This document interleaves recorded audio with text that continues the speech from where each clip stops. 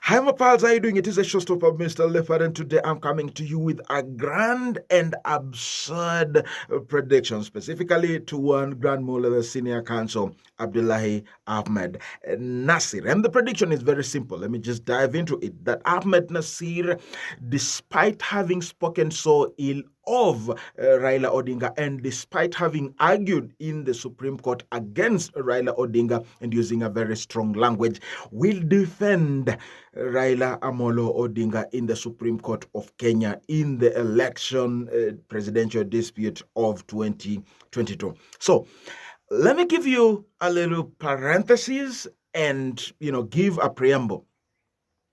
The preamble to this is that the election practice around the world has many players, but I just want to highlight three of them. So, number one are the political players, the elective candidates, the guys who are campaigning. But then, secondly, the technocrats, and I'll be diving a little bit on that. So, the technocrats, people who put in their technical input, the Dr. David Ndii, who was the strategist for NASA, and now he's the strategist for William Ruto. And that's the absurdity. Then the strategists such as Professor Makau Mutua, whom I would argue that was the strategist for Kalonzo Musyoka, because he was actually, the beholder, the document that Kalonzo Musyoka gave us about Raila supporting Kalonzo Musyoka in 2022, it is in spite of whether he won 2027 or not, was deposited with Professor Makau Mutua, and I bet that was taking interest of Kalonzo Musyoka. Now, this is the think tank. He's the key strategist for Raila Odinga campaign in Azimio, and he is the spokesman, the official spokesperson of Raila Odinga, was appointed the very day that Kalonzo released that particular document. How strategic of Odinga, but that is the absurdity therein. So besides the strategists, there is another layer of players, and that is the legal minds. The legal minds who either inform, coach, or just manage the legal processes of coalition building, making sure the timelines are right, making sure the documentation is right, making sure that eventually if there are disputes that come up, these disputes are taken care of. So the legal players are also a major factor. So Dr. Miguna plays both strategist. He's been strategist for Raila Odinga before, even in the Grand Coalition, and also comes up in legal terms. So he was part of the strategic team of Raila Odinga before and during the NASA, but he was also the barrister on duty during the Raila Odinga swearing in 31st March of 31st January of 2018, playing the legal role. So this is my point. It's absurd. Dr. Miguna now argues cases against Raila Odinga and argues for William Ruto. So everything is just absurd. That everything and every technocrat that has been playing on one side of the game, when the time to change and score in the other goal came, they switched teams, they changed their jerseys, and that's just absurd. Now, the Grand Mullah, the reason as to why I'm wrapping you into this is to say that you are no exception to the rules of nature, to natural course of things. And let me argue using two premises. So the first premises is that Professor Mutahi Ngunyi, so today I'm just talking to doctors and professors. If you're not in that league, this is not meant for you. I'm not there, but the argument is for those people. So Professor Mutahi Ngunyi has been arguing for Uhuru Kenyatta and for the Kikuyu heterogeneous combinations,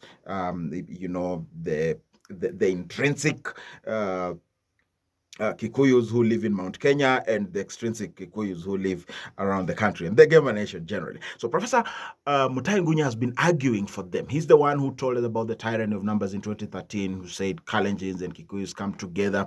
Round one, it is done, and a few guys who are offended by that. But he proved himself, and he has argued against Raila Odinga every other possible way. He has given us lessons from history. He has given us lessons from the greats of political history, and told us everything great about Uhuru Kenyatta and the Kikuyu political, players. And he has told us everything negative, everything ilk, everything yuck, and everything nasty about Raila Odinga. But look where we are right now. It is the Fifth Estate by the Fortwell School of Government and the great professor of political science, Mutahi Ngunyi, who is the biggest advocate. I would argue that he's probably part of, the opinion shapers. He was the opinion shaper for the Hustler Nation, and he was voting for William Ruto, as an appendage of Uhuru Kenyatta and an appendage of Jubilee and that coalition going forward. So he has switched gears. He switched with Uhuru Kenyatta and is the biggest advocate. He is the biggest opinion shaper in favor of Raila Odinga. So it's part of the absurd. The other premise is that we have a sitting deputy president of the Republic of Kenya sitting at the echelons of power, serving the Republic of Kenya in the office of deputy president of the Republic of Kenya, who was the grand master of the draconian security laws, who is the one, together with his architect, Kipchumba Murkomen, going to change the election laws even before we went to the repeat election, and says the Elections Act of 2018 dusted. Was it 2017 or 2018 dusted? Where Orengo told them that this law is going to punish you more than he's going to punish me. And William Ruto, sitting deputy head of state, is in the United States of America, the US of A. He is arguing and saying that the president whom he deputizes, the government that he serves in as deputy president, has been taken hostage, has been taken siege by the opposition. And the head of state, who is the president, is a refugee in the opposition. And he is saying that the opposition has actually done state capture of government institutions, including the electoral body and the electoral systems. And he's actually painting a gloomy picture. What I need to tell him is that, again, the absurd happened in the US. So it is not what you think. It is not what you're wishing. It is not business as usual. It's business unusual. That Donald J. Trump, who was a sitting president of the Republic, a sitting president of the United States of America, lost to the opposition, who was Joe Biden. He did everything, including the assault on Capitol, whatever you call it. Despite Trump using all manner of arguments at state level and at federal level, he lost to the opposition. And the opposition is sitting in the White House today.